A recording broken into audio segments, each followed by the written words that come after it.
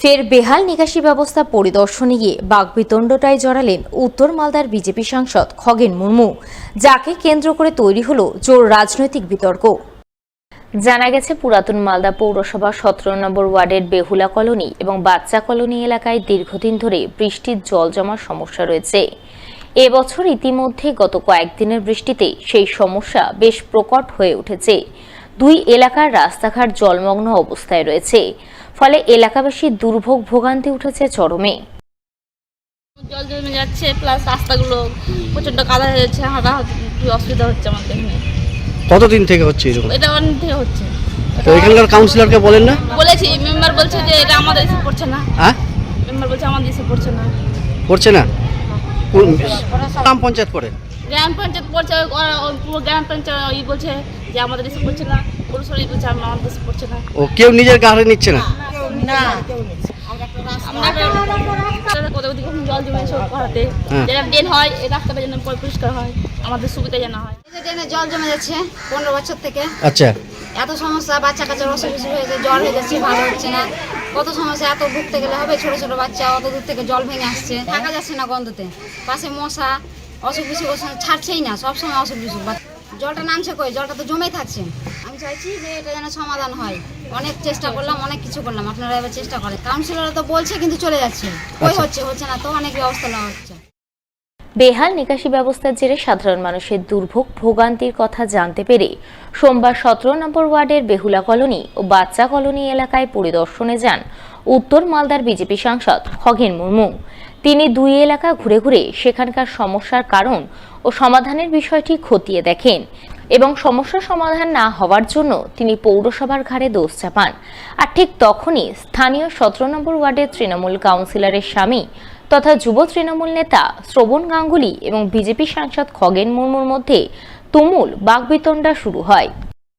টাকা তো তোদেরকে দেই, আমরা ডাইরেক্ট করি, আমরা ডাইরেক্ট কিছু করি না। শুনে না, আমরা টাকা দেন, শুনে না। ইয়েস অল দি পৌরসভাস আমার ফান্ড আমরা দিচ্ছি। আপনি আমরা দিচ্ছি রাজ্য সরকারকে। রাজ্য সরকার আমি ডিজাইন দিয়ে দেব এখনি যে কেন্দ্র সরকার আমার যে জানিস না তো বলছিস আপনি ডিএম কে ফোন লাগান না। আরে ডিএম আপনি জানেন তো কথা কাটছে। আমি ডিএম কে ফোন তুই ফোন কর। আমি কেন করব? তুই ডিএম কে এখন আমি তো আরে ডিএম কে তুই ফোন কর। দরকার নেই, টাকাটা কথা কাট, জিজ্ঞেস কর। আপনি জিজ্ঞেস কর টাকাটা কথা। তুই জিজ্ঞেস কর, আমি তো জানি টাকা কার? আরে আমি জানি টাকা জনগণের। আরে জনগণের, সেটাই টাকা কেন্দ্র সরকারের না, রাজ্য সরকারের না। ভোট শোনার জনগণের টাকা না।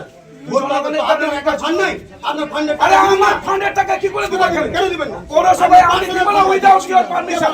আমি উইদাউট পৌরসভা উইদাউট মিউনিসিপ্যালিটির পারমিশন আমরা কোনো টাকা দিতে পারবো না। আমার অভিজ্ঞতা জানাতে হবে না তো। আরে এখানকার অভিজ্ঞতা আমাকে জানাতে হবে না। এখানে রাজনীতি ও যখন কাউন্সিলর ছিল তার আগে থেকে মোটা ছিল। চিনেন তো না? এখানে টোটাল ড্রেনটাকে ভুল করে দিয়ে গেছেন উনি। টোটাল ড্রেনটাকে হ্যাঁ এখানে সব এই লাইনে ভুল। হ্যাঁ আমি বলছি আপনাকে, আপনি বললেন আমি ছিলাম বাচ্চা তো দুটো বাচ্চা হয়ে তুই বড় বড় কথা কেন বলবো না? গোটা ঘটনায় দুই পক্ষে একে অপরের ঘাড়ে দোষ চাপান এবং সমালোচনার পাল্টা সমালোচনায় সরব হন। আজকে এই যে বছরের পর বছর এই লোকগুলো হচ্ছে জলের উপর দিয়ে হাঁটছেন, এক হাঁটু জল, এক কোমর জল কখনো কখনো যখন বৃষ্টি হয়। তো তাই আজকে ওখানে ওরা বলেছিলেন, আজকে দেখতে এসেছিলাম এই জলটাকে কিভাবে নিকাশি করা যায়, এটাকে বার করবার জন্য একটা রাস্তা করা দরকার। সেটার জন্য পরিকল্পনা এতদিন কেউই করেনি। আজকে আমরা গ্রামবাসী পরামর্শ অনুযায়ী আমরা এখানে এসেছি। এখান দিয়ে যদি একটা ড্রেন করে দেওয়া যায় তাহলে এই যে সমস্যা সেটা স্থায়ীভাবে সমাধান করতে পারে। এখানকার মানুষ ভোট দিয়ে কাউন্সিলর করেছে, কাউন্সিলর হচ্ছে লোকসভার ভোট হয়েছে, এবার বলছে যে আপনারা ভোট দেননি। মানুষ কোথায় দিবেন ভোট সেটা কি কাউন্সিলর ঠিক করে দেবেন? কাউন্সিলরের দায়িত্ব যতদিন উনি কাউন্সিলর আছেন ততদিন পর্যন্ত ডিজাস্টার ম্যানেজমেন্টের যে টাকা এটা কেন্দ্র সরকার দেয়।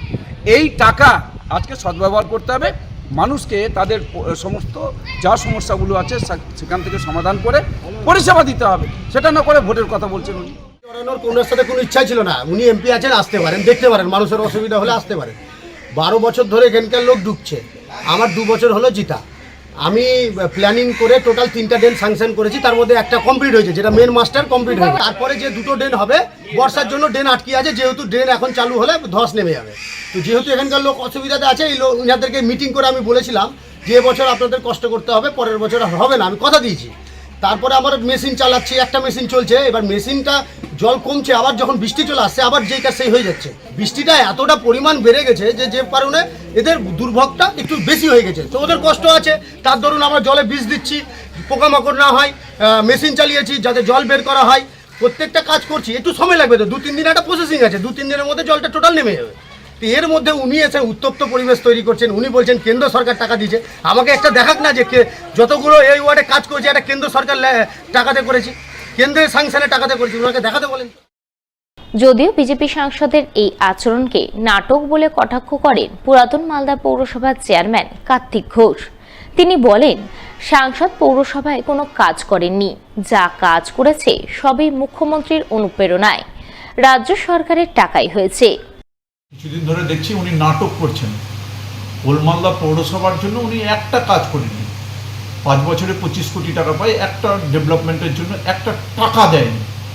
যা কাজ করেছে মমতা বন্দ্যোপাধ্যায়ের যে অনুপ্রেরণায় কাজ করেছে, মমতা বন্দ্যোপাধ্যায় দেওয়া রাজ্য সরকারের টাকা দিয়ে ওলমালদা পৌরসভা উন্নয়ন করেছে। দেখুন 17 নম্বর ওয়ার্ডে আগে বিগত দিনে যে 17 নম্বর ওয়ার্ডের নিকাশির ব্যবস্থাটা ছিল আমাদের শাহপুর অঞ্চলের ভিতর দিয়ে, এবং সেখান দিয়ে একটা বাইপাস হয়ে যাওয়ার দরুন সেই জায়গাটায় মাটি দিয়ে ব্লক হয়ে যায়, ব্লকের জন্য জলটা যেতে পারে না। ফের রাস্তার দাবিতে রাস্তায় নেমে জোরদার আন্দোলন করলেন পুরাতন মালদার শাহপুর অঞ্চলের যোধ গোবিন্দ এলাকার বাসিন্দারা। তুমুল বিক্ষোভ দেখালেন পথ অবরোধ করে। এদিন শাহপুর অঞ্চলের যোধগোবিন্দ এলাকার বাসিন্দারা রায়পুর এলাকায় মালদা নালাগোলা রাজ্য সড়ক অবরোধ করেন। অবরোধে নেতৃত্ব দেন এলাকার মহিলারা। তারা রাস্তার উপর বাঁশের ব্যারিকেড বেঁধে রাস্তার দাবিতে বিক্ষোভ দেখাতে শুরু করেন।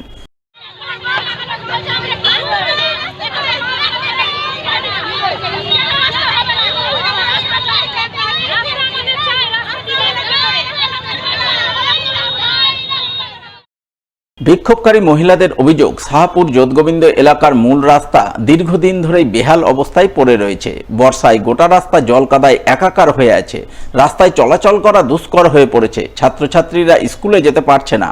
এই সমস্যার কথা তারা দীর্ঘদিন ধরেই পঞ্চায়েত থেকে শুরু করে ব্লক প্রশাসনকে জানিয়ে আসছেন।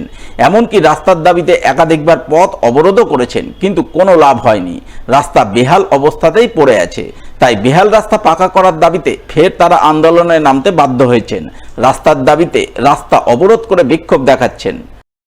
রাস্তায় গুরুত্ব দেয় না, কেন দিবে না? আমরা আজকে 20 বছর ধরে দেখি খালি জায়গা মেপেই নিয়ে যায়, কোনো রাস্তাই হচ্ছে না। কেন হবে না? আমরা রাস্তার জন্য ভোট দিই যে আমাদের রাস্তা করুন, রাস্তা করবে না, যে জন্য আমরা পথ অবরোধ করেছি। রাস্তাতে জল জমে থাকে, রাস্তা দিয়ে আমরা কেউ যাতায়াত করতে পারি না। এটা হচ্ছে নদী যাওয়ার মেন রাস্তা, পুরো পাড়ার লোক নদীতে যেতে পারে না। আগে বাগান দিয়ে যেত, এখন বাগান ঘেরাও করেছে, আর বাগান দিয়ে যাওয়ার কোনো বুদ্ধি নাই। এখন আমাদের একটাই কাজ, এখন রাস্তা করতে হবে, আর অবরোধ ছাড়া আমাদের কোনো উপায় নাই। আমাদের কোনো জ্ঞান করে কোনো গ্রাহ্য করছে না, অঞ্চলে আমরা জানাতে পারছি না। অবরোধ বিক্ষোভের খবর পেয়ে ঘটনাস্থলে পৌঁছায় মালদা থানার পুলিশ। পাশাপাশি শাহপুর অঞ্চলের উপপ্রধান লাল বাহাদুর ঘোষ ঘটনাস্থলে ছুটে যান। ওই সময় অবরোধকারীরা পুলিশ ও উপপ্রধানকে ঘিরেও বিক্ষোভ দেখান, রাস্তার দাবিতে সোচ্চার হন। যদিও পরে উপপ্রধানের আশ্বাসে বিক্ষোভকারীরা অবরোধ তুলে নেয় বলে জানা গেছে। আমার কাছে রাস্তার কিছু আসেনি, এখন জানতে পারলাম এমার্জেন্সি কাজ আছে, রাবিসের দরকার আছে, রাবিস 2-1 দিনের মধ্যে ফেলবে। অবস্থা খারাপ আছে, মানুষের যাওয়া আসা খুব অসুবিধা। রাস্তা পাঠানো হয়েছে, স্যাংশন হয়ে আসবে, টাকা ঢুকলে আমরা কাজ শুরু করবো।